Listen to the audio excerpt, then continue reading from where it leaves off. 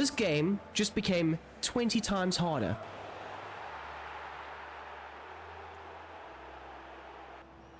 Oh, god damn. Hey my people, welcome back to the second season of the Manchester United Career Mode, Season 2, Episode number 1, or it could just be stated as Episode 11, with a nice big flashy signing on the front of it. So yes, welcome back guys, welcome back. Of course, we ended off Season number 1 in a fantastic bit of form, undefeated, winning the domestic treble.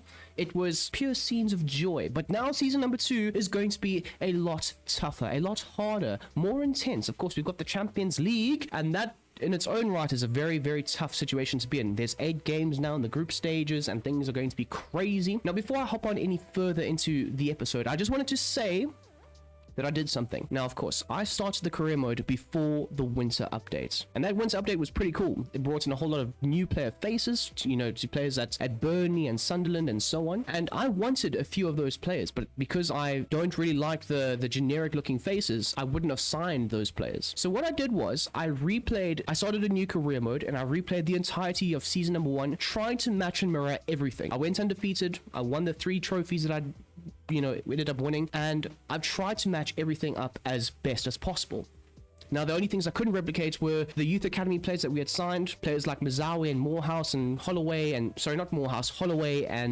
so on, those players. And I also couldn't really match up with the loans. So those are the only differences between the original and, well, this one. This is the original, but you know what I mean, So we have done a few things like that in the background, and that can maybe show you guys or let you guys know that I have 1 or 2 intentions of bringing in a few of those newer face scanned players into this career mode. But I'm just going to run through the team real quick, let you guys know about who's been loaned out, who's been sold, who's here to stay, the different numbers, the new players, because I have signed a few new players, but I also want some of your guys' opinions on potential sales, specifically one player, and also potential signings, because there is some room, there's a lot of money left for some new signings to definitely come into the club. So off the bat, these are the loan players. Now, I have tried to create a bit of a dynamic between myself and Sheffield United, loaning them both Ethan Williams as well as Cheeto Obi. Mantata has been loaned out to the likes of Panama. Palmer in Italy. Morehouse has been loaned out to Spain. Fletcher has been loaned to the likes of Coventry City. So even though Holloway was loaned there, we've now loaned Fletcher there, which is great. Diego Leon's been loaned out to Italy. Now, Aiden Heaven, of course, originally loaned out to Bournemouth. I couldn't really get that loan deal in the Premier League, so I loaned him to Portugal, where he's going to be playing under Jose Mourinho. Now, Mourinho, he's recently beat Real Madrid, to get to the playoffs of the UCL, and he's going to turn Aiden Heaven into a defensive stalwart for us, really. So that's going to be really cool. And then, of course, Eli Harrison has also been loaned out. Now, as we get on into the main squad, you will see that there are a few number changes. Senna Lamans, he is now our new official number 1, which is fantastic. And then, of course, the likes of Benjamin Sesko, he is now officially our new number 9. Now, Josh Xerxes is the one player that I want your guys' opinion on. Now, comment down below, as well as I will also probably just put out a poll on the community tab asking, should I sell Xerxes or not? Yes or no? Should we sell him? Because I do have one player in mind that I would love to bring to United. But of course, I'm also very happy to keep Xerxes. I think at the back end of last season, he was fan-damn-tastic. Another player who has seen a significant change is the likes of Patrick Dorgu. He is now officially an attacking midfielder, which means he will be playing in the front line, not as the central attacking player, but more so as a winger. Exactly like how he's doing in real life, although he's injured at the moment. Sadly. That is my plan. That is my goal with Patrick Dorgu, and I'm very excited for that. Our next player is our new signing, officially the first player that you have seen in Season number 2 as our brand new signing, Angelo Stiller. It wasn't like a, ooh, what a surprise. It's more of a, I want Stiller. You guys know I want Stiller. We all know that, and I've given him the number 14. I was hinting at 14. I hope some of you got, look, if you have a brain, you would have put 2 and 2 together and been like, hey, Angelo Stiller. So he is going to be our, midfield commander in chief, replacing Casemiro effectively, but also changing the playstyle, which I will go through and show you guys the newer tactics, the newer structure and style of play, which is very, very cool, by the way. But yes, and of course, Kobe Mainu, he now gets the number 18. Casemiro, of course, left. Mainu gets 18. I kind of like the Paul Scholes, Kobe Mainu sort of connection that creates. Makes a lot of sense to me. And then, of course, Toby Collier. I did say at the end of last season that I would sell him, but just thinking about it, he's obviously an academy player. I know we bought him from Brighton and so on, but he is technically an academy player. And having a few players that are slightly lower rated in the reserves is never a bad thing. So I've brought him back, or he's come back from his loan. I've given him a new jersey number 20. He was 43 originally, but now he's number 20. And yeah, he's going to be our extra midfielder if needed, if required, and he can just fill in when needed. As for Oosterwolde, he still remains 21. James Garner has also been given a brand new number 22. And also, because of the update, because James Garner IRL has done incredibly well, he's had a massive overall boost, which is really great for us, to be honest. I'm not complaining. He is now an 83 overall, which is fantastic. But anyways, he's now gone from 32 to 22, which is great. And then we've also signed Inacio. Now, I know there was a person who commented a bit too late because I'd already made the signing of Inacio. Like, quite literally, they commented whilst I was making the sign. Well, I'd already made the signing, and then they commented and were like, you should sign Joel Ordonez. And I was like, oh my god. He would have been cool, to be honest, but I also really wanted a left-footed centre-back, and I know you can train up Ordonez to be a 5-star weak foot. That is true, but it was also a bit too late. So Inacio is our new signing, given number 23, which is cool. And then we've got players like Fredrickson, again, very similar to Toby Collier, an academy player that can be in the reserves and come in when needed or required, and he can just fill in those not dead rubber games, but maybe those Carabao Cup games off the bench or something like that when we are looking to rotate our team, because rotations this season are going to be absolutely critical. With UCL football and everything going on, we're going to need players like this. Maybe not in the first few games, sure, but around December, January, when games are coming thick and fast, that's exactly when you're going to see the true depth and quality of players like this. We've brought back Vitek. Of course, he was loaned out to Bristol, and I do like him a lot. He's been given number 25, which does mean there's a certain player, Ugarte, who has been sold. So yes, Harry Mass has been given a brand new contract, and he will also be, again, a reserve player that can come in and fill in on the wings, or the wing slash, fullback areas, as well as Patterson, who I do like, and as you can see, there's his real in-game face, which is fantastic. He's been signed up. So between Patterson and Vitek, they're going to be competing for that second goalkeeper spot, because of course, my goat, Senna Lamens, is the number one. I've made that signing as well. So I've made 3 signings in total: Inacio, Patterson, and then of course, Angelo Stiller. But there are a few others that I'm also looking to make fairly soon, but I want your guys' opinions on that as well. And then lastly is Shea Lacey, who is going to go out on loan. By the way, 19 years old and a 71 overall. He is going to be huge for us if he, comes back in time and we're still playing the career mode. But he might be loaned out to Brighton, I think. I'm pretty sure it's a straight loan to Brighton. I'm pretty sure I did the loan thing a few days ago. But he's going to be a big player for the future of this team. So as you'll see here, these are the players that we've signed and also the players that we've sold or loaned. Now, we've already run through the players that I've signed and loaned, but the likes of Jadon Sancho, I didn't realize that he had an extra year in the game on his contract. So I ended up just quick selling him basically. The first offer that came in, I accepted it because technically we shouldn't really get any money for him. And I didn't want to just release him because then he goes to play for some weird league somewhere else. So I sold him to Spurs. He can try and work under Thomas Frank, who knows. As for Marcus Rashford, Barcelona typically could not afford him, so he came back. They didn't want to purchase him for 25 mil, so I sold him to Atletico Madrid for just under 25 mil, and he's back in Spain, and he's going to be playing some of his best football under the likes of Diego Simeone, counter-attacking football and all that stuff that comes with it. Of course, we've sold the likes of El Joffrey, I think that's how you pronounce his name, Sonny El Joffrey. We've sold him. Rasmus Højlund came back. He wasn't signed permanently by Napoli. All that Conte talk, young players, they deserve development, this, that, and the other. They didn't even sign him. They didn't even sign him for the mentioned 44 million euros. So he ended up coming back, and luckily we were able to find a deal with Nottingham Forest and sell him there for 35 million. Big ones. 35 million of the king's finest. Anyway, and then of course we've loaned out Jack Morehouse and Mantato and Ethan Williams and so on. So those are the sales. Now you won't see the likes of Harry Maguire and Ugarte and so on, because I ended up selling them at the back end of last season. But Ugarte has been sold. I can't remember exactly where he's gone, but he has been sold. And of course we gave the squad number to Vitek. So just so you guys know, that is what the squad is looking like. Those are the ins, those are the outs. Now speaking of ins, there could be more. And when I say there can be more, I've still got Lewis Hall and Humphreys on my scouting list, but there's also Jared Bowen. Now, West Ham, oh, of course, I couldn't also replicate the other teams who was promoted and who was not. So in this timeline, West Ham have been relegated. So Jared Bowen is currently playing in the championship. Now my goal is, or my idea is, I want your guys' feedback though. Do we sell Xerxes? Okay, we sell him to whoever wants him, and we bring in Jared Bowen as the backup striker. He provides pace. He can be quite similar to the likes of Sesko in terms of the runs in behind, the link-up play. Maybe not as, silky smooth on the ball, but he can definitely provide a job for us. That is my option. That is my idea. You guys let me know though, because I'm quite happy, like I say, I'm quite happy to keep Xerxes, but I'm also very excited to potentially have Jared Bowen. So again, it's up to you guys.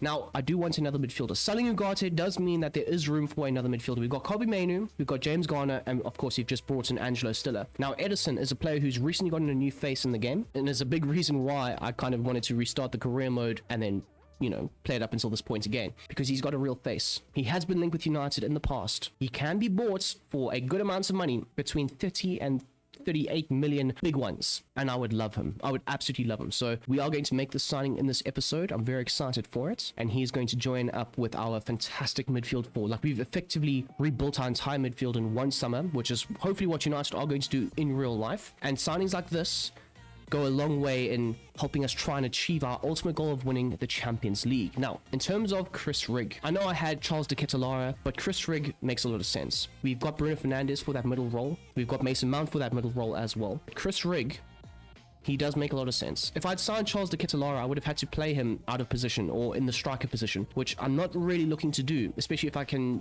keep Xerxes or potentially bring in a Jared Bowen. I'd want to play Bowen or Sesko. So you see, like, the logjam that it would create. For squad building wise, it doesn't make sense, but bringing in a young superstar English talent to an English club does make sense. And of course, I need to say Charles Rigg. Chris Rigg has been linked heavily with the big clubs in England: Liverpool, United, City, so on. And he has done fairly well in the Championship last season, in the Premier League this season, whenever he's been given the opportunity. And I do like him. I do like him a lot. He can play on the wing if needed.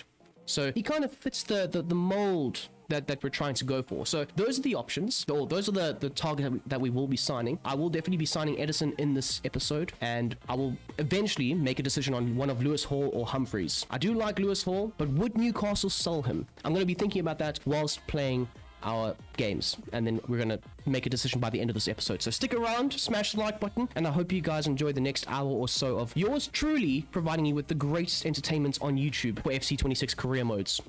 Now, if we take a quick squiz at what the team looks like, what the formation looks like, and you'll see there's no major differences here. Of course, we're still going to be playing a 4-2-3-1 narrow formation. We want those number 10s interchanging, exchanging positions, rotations, and all that stuff that happens with it. We've got Martinez and De Ligt as the defensive backbone of the team, with Oosterwolde and Mazraoui sitting next to them. So things right here, right now, look very similar. We've got one or two new faces on the bench. That's great. I'm very excited to try out Inacio. So Martinez has got a lot of hard work to try and keep that starting spot as his own. But if we have a look at the tactics, there are a few changes, not a lot, because you don't want to change too much from your winning formula and culture that you've created. But as you'll see here, Benjamin Sesko is now a versatile advanced forward, no longer a poacher, and this works out very nicely if we do get a Jared Bowen and convert him into a striker. That way he can drift into the wide spaces, he can make those runs in behind, he can link up the play very effectively, and that is effectively what Sesko can do, will do, and should do. And hopefully it doesn't affect his goal scoring form too much. As for our deeper midfield, we've got two deep line playmakers, Kobe Mainu on build up. I know he was on roaming last season, and we might just switch it back to roaming depending on how things pan out. But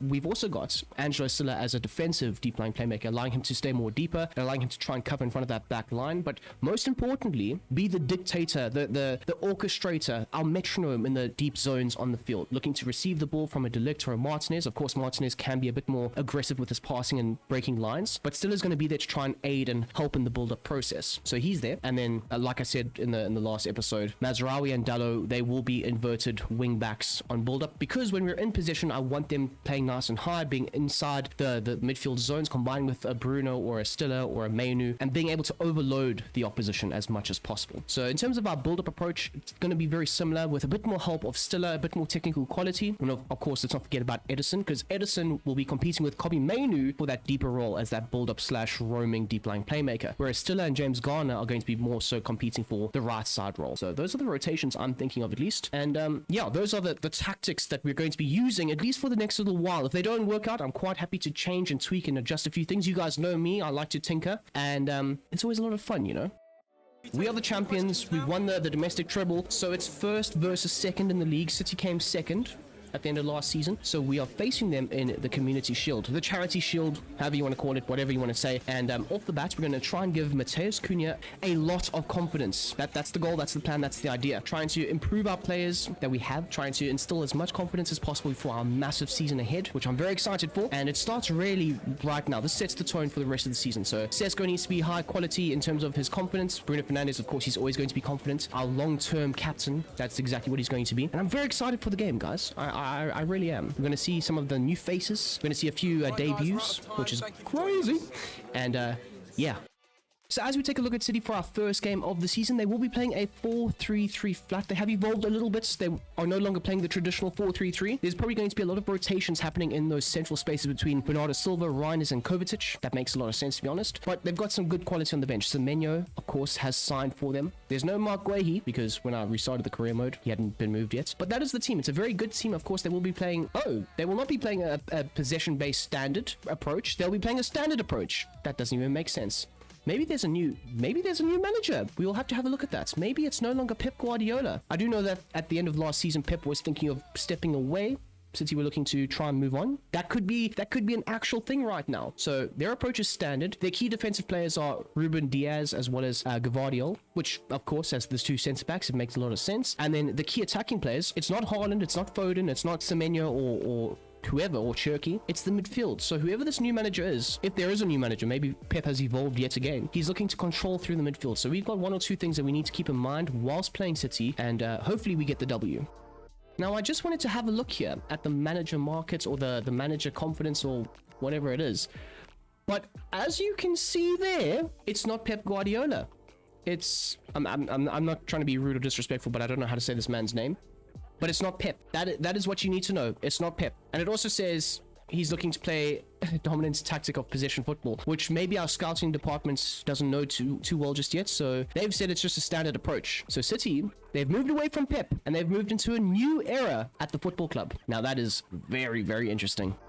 Alrighty. I probably should have put them in blue, but because it's like the curtain opener for the season, City are playing in their away kits, I suppose, trying to show how ugly the actual kit really is. Anyways, we're going to build out from the back here because there's still that weird kickoff glitch thing that's happening, and Mainu starting makes a lot of sense. He was very impressive last season for us, and it's a great opportunity created from Bruno Fernandes into Sesko early doors, tests the goalkeeper very, very nicely, but just over the bar. Well done from Jaden Oosterwolds. Back out there. I'm going to try and build from the back now. We are going to try and build from the back. Little ball over the top there. There we go. There we go. Lovely stuff into Benjamin Sesko. And never mind.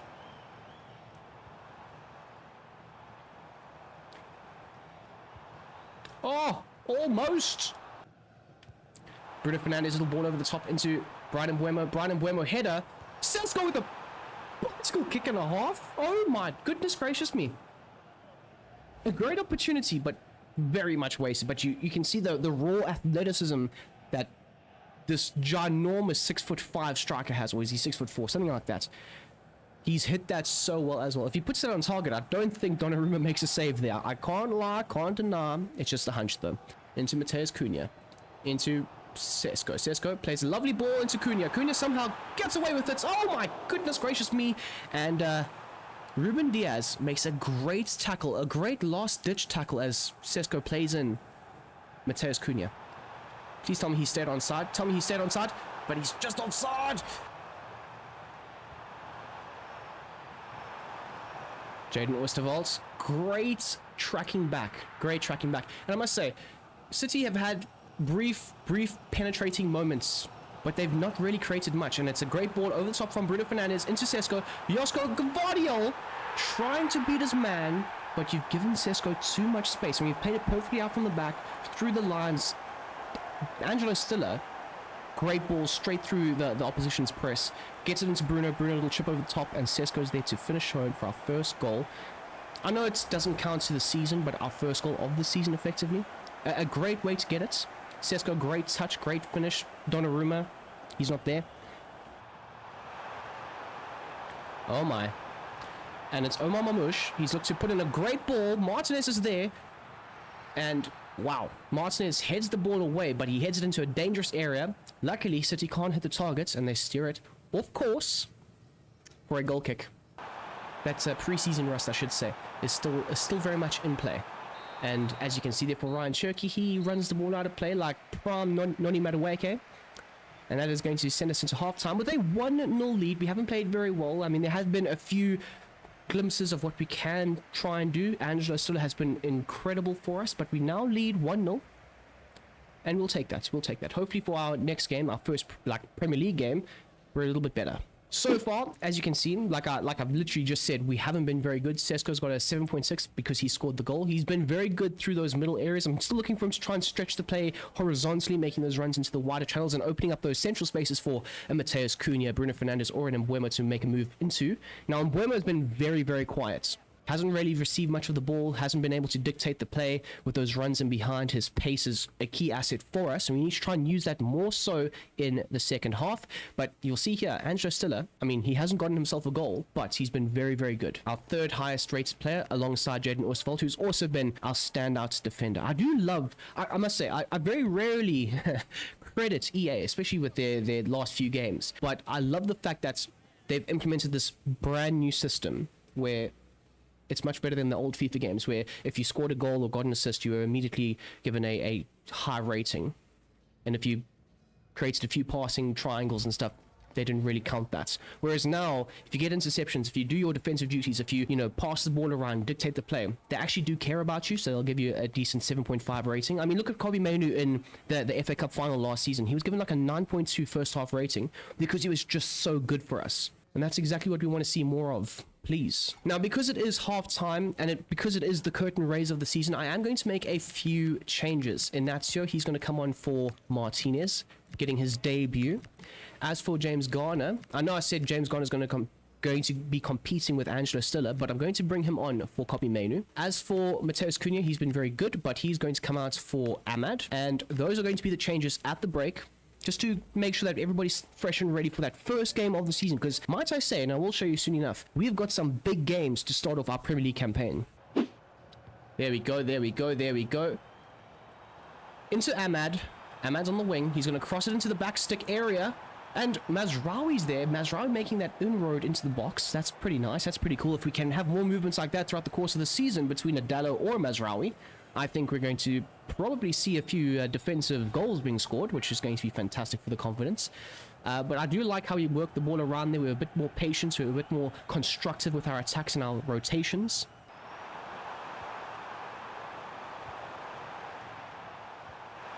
Oh my goodness me. Senna Lamon's almost giving me heart failure. Here we go. Brian Mbeumo lays it off into Sesko. Sesko looking for the ball back. Oh, I was trying to get it into Mbeumo there, but it's fine. We've still got the ball. Sesko, little chip over the defense. Into Sesko. Sesko tests the goalkeeper perfectly, who is positioned really, really well, to be fair. James Garner, little ball over the top into Mbeumo, who has run brilliantly. Got the ball back into Mazraoui. Mazraoui into Angelo Stiller. Angelo Stiller finds a James Garner, who finds a Bruno Fernandes in the box, and look who's there to score. That is our best goal of the season. It's our second goal of the season, to be fair.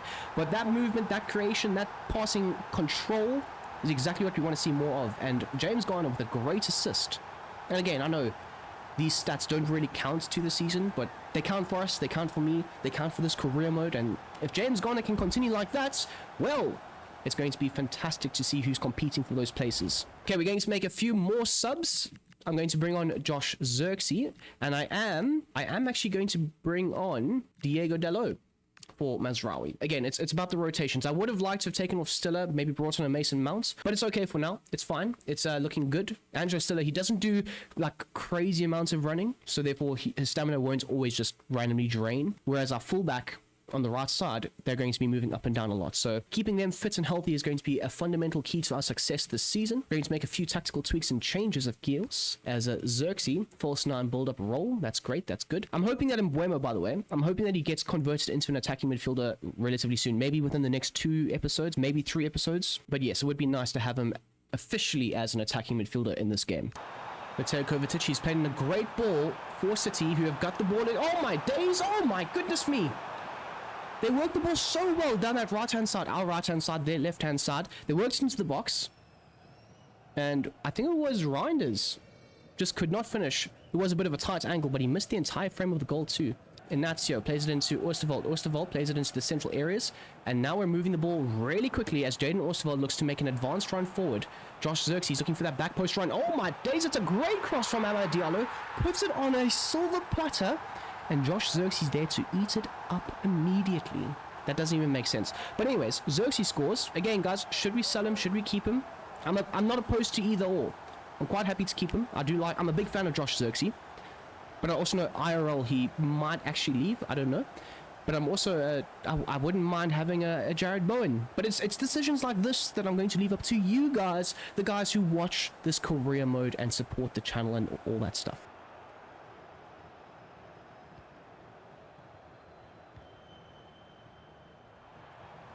There we go. Back into Ahmad, who's laid it into... Oh, no, Ghana. I think Ghana's offside. I think Ghana was offside there. Oh, my days. That was cutting edge. Simple passing, but so good. Mbeumo was offside. I think Mbeumo was always offside. I don't know.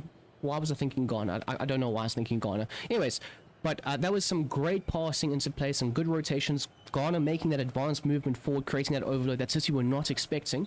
And if we can continue to do things like that, this season is going to be fantastic. And there you have it, a solid 3-0 drubbing of Man City. A solid beatdown of Man City. Some well-worked goals. The Xerxes goals, obviously my favorites. If we had scored the Mbeumo chance, that would have been my favorites. But some really tidy finishes. A lot of ring rust as we're going to get our season underway. But we pick ourselves. We pick up another trophy. I know it's not a real trophy. A lot of people don't consider it a real trophy. I mean, personally, I don't. But it's a good way to kickstart your season by lifting the Community Shield, the Charity Cup. Of course, the money goes to charities, which is great. So yeah, we'll take it, and we'll head on into our Premier League campaign now, which I will show you the schedule of. Our first Premier League game is away at the Emirates. Last season, it was at home versus Arsenal. This season, it's away versus Arsenal. So that's an absolute cracker and a half. We then have a home game, our first home game of the season versus Ipswich, which we will be simulating before going away to Anfield. Can I get there? Before going away to Anfield and playing Liverpool. So honestly, our first month of the season is kind of crazy. We've got City, we've got Arsenal, and we've got Liverpool. And 2 of those games are away from home. In fact, if you include the Wembley game, 3 of them are away. So it's going to be tough. It's going to be crazy, but it's going to be done. But right now, I want to make one more signing before the Arsenal game, and I'll make another signing at the end of the Liverpool game. So stick around for that. You might be impressed. You might be surprised. I mean, you already know who you're trying to target, but you never know. Time to enter into the transfer negotiations for an incredible player. A huge player from Atalanta that just gives it away. It's Edison. So of course our midfield has undergone major surgery. Some might say it's a facelift. Others might say we've needed it for a long time. We're going to slap down 40 million on the table and say, please take our money. We've got lots of it, but we're not going to be, taken advantage of. They want Martinez, and I'm saying, get the hell out of here. We're going to give you 40 million. And you're going to take it. That's exactly what you're going to do. I'm a great negotiator, people. They don't know me. And therefore, they're taking it. I think also Edison is in like the final year of his contract. They might have an extension of it. And now, we enter the player negotiations. Of course, we've set up a great wage structure. I think it's only Bruno Fernandes that's our top earner. And I think he's on 250k, maybe a little bit more than that. So as things stand, we've got a great wage structure, and that's not going to be broken by Edison coming in now. I'm going to try and give him a rotational role. I don't think he's going to accept that.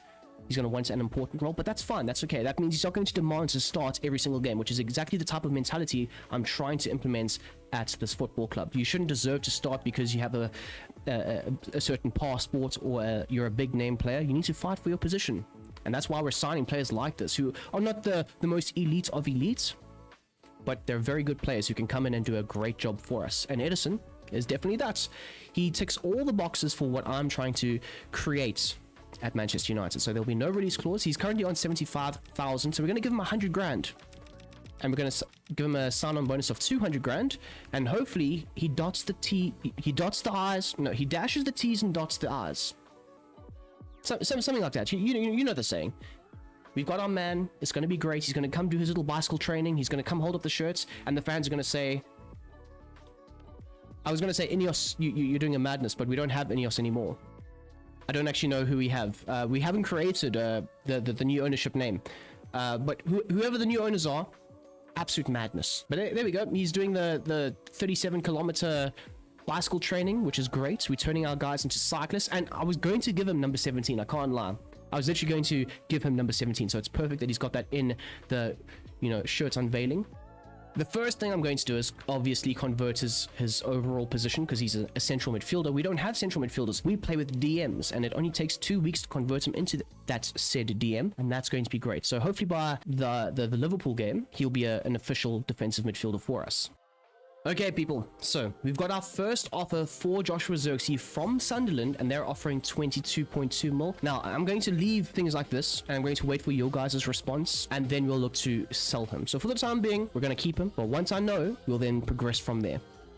Our first press conference of the Premier League season.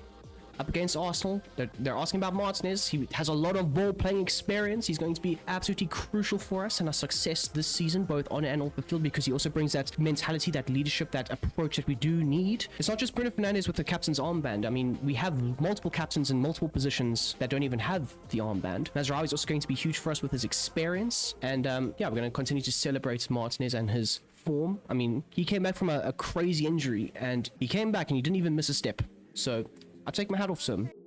Rightio. It also appears that the mighty Arsenal, who are under Arteta still, I'm pretty sure, they will also be playing a 4-3-3 flat. Norgard, Odegaard, and Rice in the midfield. That is very weird. I don't think that will be the official lineup, but that is the predicted one. Kivior is back from his loan, and Gabriel has moved over to the right side of the defense. Where is Saliba? Has Saliba been sold? They also have Digne. Oh, tough time. Very tough time for Arsenal fans. They've lost their super squad. Anyways, their key defensive players are Gabriel and Declan Rice, and their key attacking players are their two wingers, Leandro Trossard and Bukayo Saka. They'll be playing a possession-based style of football, kind of what you would associate with Arsenal, kind of.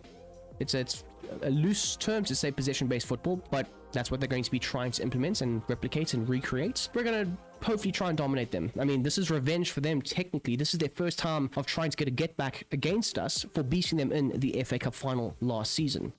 We will be playing in the black kits. When Man United rock up to the Emirates in the black kits, it's a belt-to-ass sort of performance. We've seen it over the years. So we're going to be playing in the black kits. Now, I wanted to just also say, of course, we've got some great squad players. Garner and Edison, they're competing. Now, I think for the sake of it, Edison is still a new player, so he's not going to make the first game of the season. He's going to be in the reserves. Of course, there's also Patrick Dorgu. Kobbie Mainoo does start, but he also needs to know that his position is not safe. Nobody's position is safe, unless you're Bruno Fernandes, because you're my captain, you're my leader, and I need you always. Anyways, without sounding weird and abrupt, that is going to be our starting 11, unchanged. 1 or 2 tweaks for the bench. No tactical changes or tweaks needed, at least not yet anyway. But we're going to see now, after this game, what happens. Oh my god. Pep Guardiola. Pep Guardiola is the Arsenal coach. Arsenal sacked Arteta and said, yo, Pep. They threw the bag at Pep because they saw Pep was leaving City, and Pep was like, you know what? That's a great bag. This game just became 20 times harder. Not because of the players, because I think Arsenal's squad as a whole has definitely been downgraded, but because of the manager's brain behind the said players. Maybe Gyökeres will start scoring lots of goals now, who knows? Bukayo Saka is going to turn into a world-class superstar. Declan Rice, we know he's a great quality player, but Martinelli does start, so they've got some pace and power on their wings. But it's the defending champions, us. We've got the little gold badge on the sleeve. It's going to be great. Versus Pep Guardiola's Arsenal. Oh my goodness gracious me. But we're in the black kits. Remember, it's a belt-to-ass sort of performance that's expected, and hopefully we can deliver. There we go. Kobbie Mainoo lays the ball into Sesko. Calls for it back. Gives it back to Sesko. Sesko holds up the ball really well. Lays it off into Bruno Fernandes. Oh my days. Oh my days. That was simply splendid from our player of the season, Bryan Mbeumo. He literally sat Digne down on his behand. That is, oh no. Hold that. Whoa, I just want. That was funny. That was funny. David Raya, he's beaten. Digne, I mean, I don't rate Digne anymore. I think as a defender, Digne is very bad. As an attacking fullback, he's not too bad. But Bryan Mbeumo scores our first Premier League goal of the season. Lovely stuff from De Ligt. Oh, and that's calm as you like from the big Belgian shot stopper. Kobbie Mainoo being chased down into Cunha. Back into Manu. Manu takes a great touch, plays it into Bruno Fernandes. Bruno! Oh, he tried to squeeze it through the defensive line. And if he did, it would have been a very easy tap-in.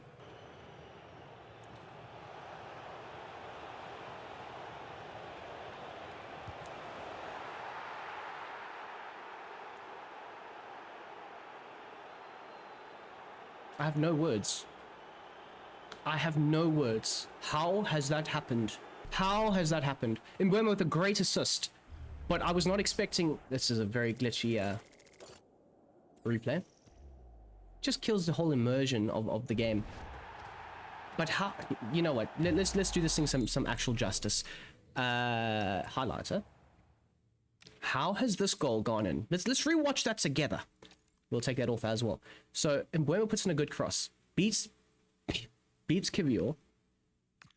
And, can we... Yeah, let's do that. Let's do that. Get you some 360 angled action here. So, we know Mbeumo, he's made a great run down this wide area. Beats the likes of Kivior. And he puts it at the near post. A cardinal sin for a keeper to be beaten at the near post, might I say.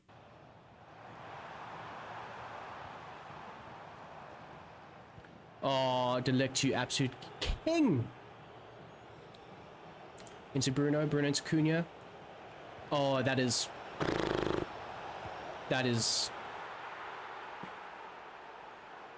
glorious. That's what that is. And we've absolutely 3-0 Pep Guardiola's Arsenal.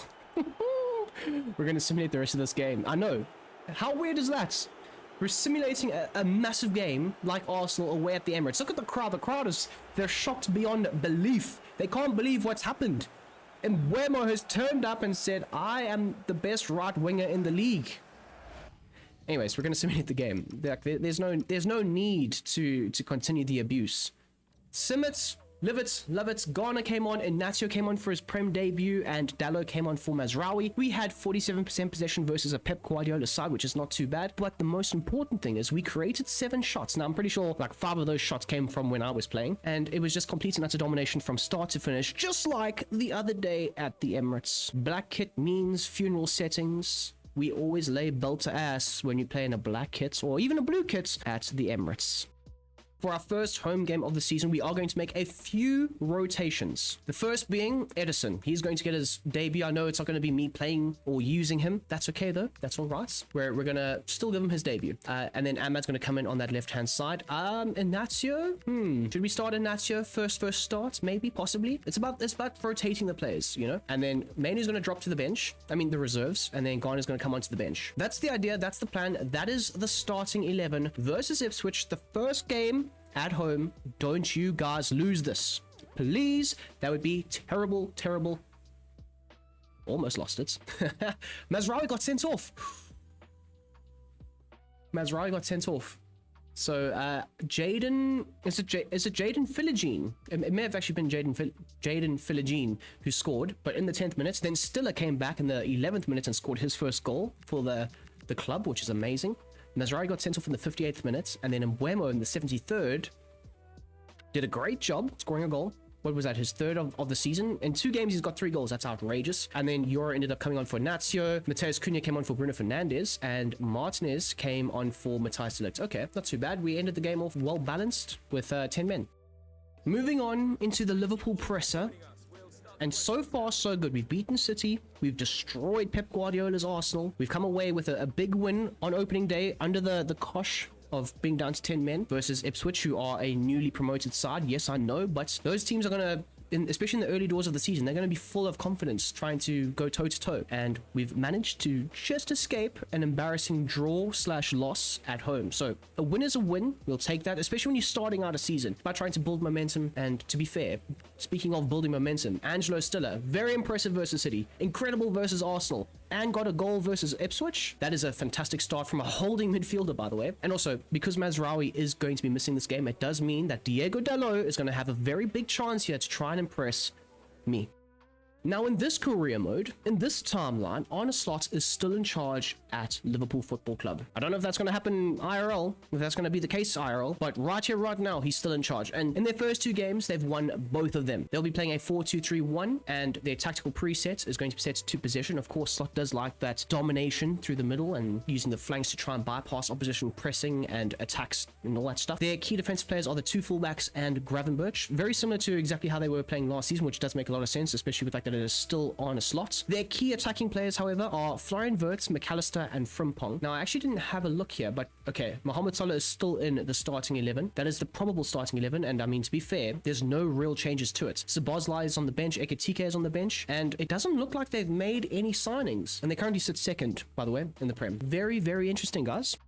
Okay, so we do know that with the suspension of Mazraoui, it does mean that Dalot gets an opportunity. However, I'm also fully aware that James Garner can play as a fullback. He's done so many times for David Moyes and Everton, and he is going to fill in as the auxiliary option off the bench if we need to replace our fullback. And of course, with this right fullback inverting into the midfield, he does play like a midfielder at times. So having James Garner do that makes a lot of sense. Now, I also kind of want to give Edison a start over Kobbie Mainoo, but I'm not going to do that because I have morals and I'm not just going to cut the youngster's legs from out underneath him. I'm going to give him the opportunity to impress me at Anfield. I mean, this is a game literally built for an academy player like a Kobbie Mainoo, and he has been very impressive, but I am very excited to see what potentially Edison can do. And I mean, to be honest as well, I wouldn't mind having a Bruno Fernandes rotate out and playing Edison in the number 10 position, or maybe a Kobbie Mainoo playing slightly higher if we need to. And of course, we do have Mason Mount, we do have Ahmad. So yes, we're not going to make any tactical tweaks or changes. We're going to keep it as is. I do like what I'm seeing though, guys. I do like what I'm seeing from the boys.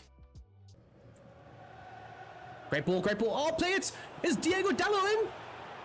Is he on? Oh, he's offside. Could you imagine that start? Oh, look at that goal patch, by the way. Ooh, tasty. Could you imagine that incredible start? The overload from... He is so far offside. It's He is so far offside. But it's fine. I mean... Trust Dalot to be that far offside and not know that he's that far offside, and then celebrate like he thinks he's onside. And look who's there. Angelo Silla plays a great ball in there. Into Mbeumo. Lays off the pass. Back into Mbeumo. Oh, my days. Brian Mbeumo. Low and hard. Allison beaten. All ends up. Great bit of combination play between our superstar at this point. I mean, Mbeumo should be our superstar. He's scoring the goals for us. 4 goals in the first 3 games of the season. Outstanding. I mean, he's the reason why we beat Ipswich. And right now, he's the big reason, I mean, along with Sesko, why we have a lead at Anfield. In the rain. In the rain. There we go. That's a great block from De Ligt. You probably find that if De Ligt doesn't get that block, it's almost a clean through on goal moments. Bruno plays a lovely pass into Matheus Cunha, who lifts the ball into the central zone, and Sesko couldn't get enough power. I think if he gets some power on that, Addison's he's scrambling. Diego Dalot, he's not gone out yet. He's waited for the approach. Oh no! Oh, that's what you want to see. Dalot plays in a long ball, but it gets intercepted. Of course it does. The most Dalot thing to do. There we go. There we go. Well done, King. He's drawing out the opportunity to play through the middle. There we go. Mbeumo. Mbeumo. Oh, my days. Allison with a great save. It could have been 2-0 inside 20 minutes, and we would have very much been in command. We would have very much been in command of this game. Bruno Fernandes. He's still our set-piece taker. Puts in a great ball. Oh, my... Our first goal for Matheus Cunha this season. That is criminal. Criminal defending. Firstly, De Ligt on Frimpong is crazy. Secondly, a back post tap-in is outrageous. Is that Leone? Oh no, it's Kirkes. Kirkes at the back post. I mean, standard procedures, honestly. But right now, we're 2-0 up in the rain at Anfield. You can hear the crowd starting to boo. They're not liking what they're seeing from Arne Slot's boys. And to be honest, I don't blame them. Oh, that's lovely from Kobbie Mainoo. Intercepts the pass. Gives it into Cunha. Cunha lays off a great ball into Benjamin Sesko, who gives it back to Matheus Cunha, but he is holding off his man. He's dribbling. He's doing his thing. There's some space for Bruno Fernandes to take off a shot. I was recreating the Sunderland goal from last season, where it was just Was it Sunderland? No, it was Brentford, wasn't it? The Brentford where we effectively lifted the Premier League trophy. Thought maybe, you know, maybe, but it wasn't meant to be. Alisson Becker is there to make a great save. And here we got Mohamed Salah looking to get down at the bar line. Whips in a pass, and Angelo still is there. Wins the ball.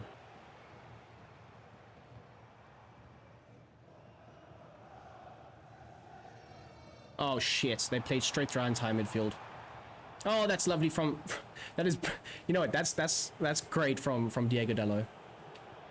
Bruno Fernandes lifts in a great ball into Matheus Cunha, takes on a great shot, and Alisson Becker is there to save it. That could have been 3-0 before half-time, but if we do score now, because we know how bad Liverpool actually are at defending corners, I will not simulate the rest of this game. And also, Stiller taking the left-sided corners. I need to make that change into a permanent one, but he's going to look to whip this one in, and he's done so perfectly onto De Ligt. Okay, never fear. Oh, shit.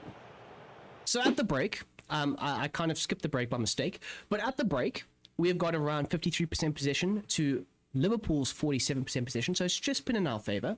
They've got 4 more passes attempted than us, which is fine, and we have a higher pass accuracy percentage. As for the tackles, it's 2 apiece. Now, if we have a look at the overall performance, I love the fact that I've only discovered this now. Like, why was I not doing this before? But as you can see, there's Sesko, who's got an assist with an 8.8 rating. He's been cool. Sesko has been very, very good for us. I do love him in this role, but I do worry that he doesn't get into the right areas to score the goals. Although, what am I saying? Because against Arsenal, he's scored an absolute screamer. But, you know what I mean. Seeing is believing, and only time will truly tell. However, with his movements, it does mean that Matheus Cunha, as well as Mbeumo, get into these really good pockets of space and even make those central runs, and then Bruno Fernandes can try and feed those players in. But they've got themselves a goal each on the wider sections, with Bruno Fernandes pulling the strings with an 8.3 rating. And Kobbie Mainoo, I was going to bench him, remember, for Ederson, and he's improved, he's impressed, and he's done very, very well to say, boss, this is why I'm in the team over these other players who you've signed, but I'm still the best option. Fair enough, kid. You've proven your worth. And our 2 centre-backs have been flipping rock solid, which is lovely. Lovely to see. Our fullback's not doing too bad. I mean, Oosterwolde hasn't been cooked that much. Dalot has kind of been cooked, but he's also done some good things. It's a proper Dalot performance. He does the hard things well and the easy things like a moron. I mean, I've seen people say if you put Dalot's brain in a cow, it'll bark. I kind of see it. I can't lie. I kind of see it. Oh, my days. They almost got the ball back there. Oh, no. Terrible pass from Matheus de Ligt. He's giving the ball away. Oh, but look who's there. Lissandro. That's a great ball from Benjamin Sesko into Matheus Cunha. That is a reaching save and a half. That was going top corner near post. And that is exactly what Raya should have done with the Sesko goal that we scored at the Emirates. That's a great save. And that's why Alisson is like one of the greatest Premier League goalkeepers of all time, because his shot stopping, along with his modernized, playing out from the back approach, is very, very good. Back post area. Oh! Matheus Cunha at the back post, almost netting his second. I'm actually going to bring this one short into Mbeumo. I do like it that Mbeumo is the near post runner. What can Mbeumo do here? Little Travella pass into the back post. Oh! And that was defended really, really well. They are making a few suggestions for potential subs. And they are suggesting James Garner for both Stiller or Kobbie Mainoo. That's not going to be the case, though. Again, Stiller is going to be the mainstay right side corner kick taker. Whip this one in with a bit more power. And it's on. But it didn't give me control of Matheus Cunha at the back post. That was a carbon copy of the second goal that we scored. De Ligt gets the flick on, but I know I should have pushed L1 to try and change, but come on. That was such an easy tap in. Oh my gosh, could be 3-0. Jesus, what a switch of play that is. Is that Trent Alexander-Arnold in somebody else's body? No.